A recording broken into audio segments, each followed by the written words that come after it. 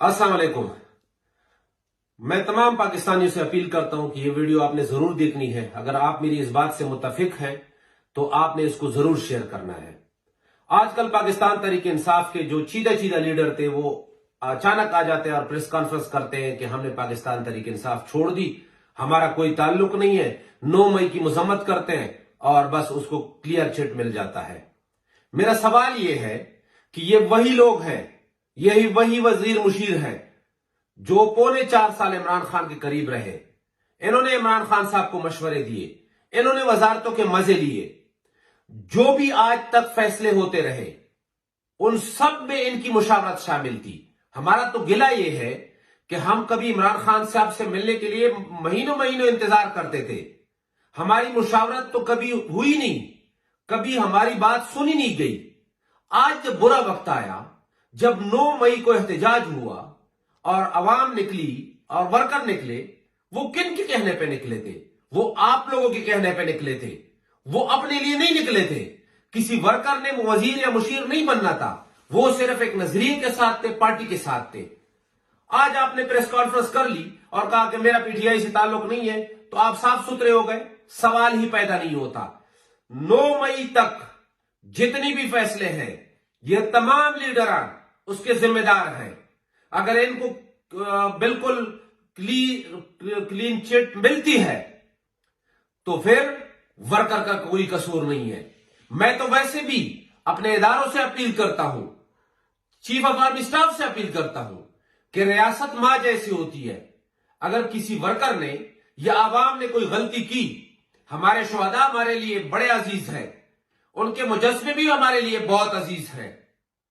अगर किसी से गलती हुई तो रियासत उसको माफ कर दे, उसकी गलती का बदला नहीं लिया जाता।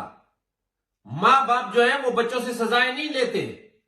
गलती हुई है, ठीक है, उनको तंबीह करे, उनको छोड़ दे। लेकिन यह मुमकिन नहीं है कि आप 4 साल हुकूमत के मजे लें, आप इमरान खान साहब को मशवरे दें।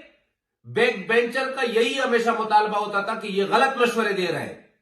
मैं आज हल्फन कहता हूं, अल्लाह को गवाह बनाकर कहता हूं, मुझे कभी इमरान खान साहब ने यह नहीं कहा कि आप इदारों के खिलाफ बोलो।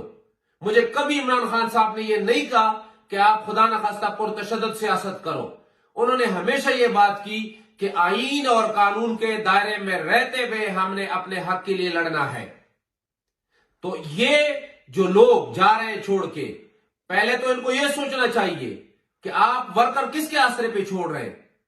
यानी आप आराम से घर बैठ जाएंगे, मुझे पता है कि आप पे प्रेशर है, आप पे दबाव है, आपको शायद बड़ी तकलीफें हुई हैं, लेकिन आपका जो वर्कर है वो भी तकलीफ में है।